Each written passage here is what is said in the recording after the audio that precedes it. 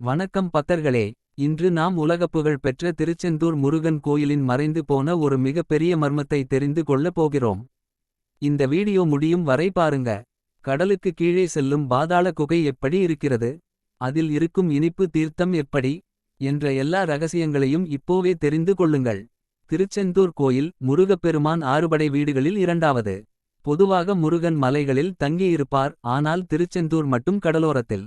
கடலை நெருங்கியும் கோயிலுக்கு எந்த ஆபத்தும் இல்லாமல் அதிசயமாக அமைந்துள்ளது. இந்த கோயிலில் இருக்கும் பெரிய அதிசயம் பாதாள குகை. சூரபத்மனை முருகன் வென்றபின் அந்த இடத்தில் ஒரு பாதாள பாதை உருவானது என்று புராணம் சொல்கிறது. கோயிலில் இருக்கும் சூரபத்ம குகை வழியாக கீழே இறங்கலாம். பக்தர்கள் தரிசிக்கிறார். மிக ஆழமாக சென்று பார்த்தவர்கள் சொல்வது அந்த பாதை கடலுக்கு கீழே தொடர்கிறது. சிலர் சொல்வார்கள் அது இலங்கை வரை செல்கிறது.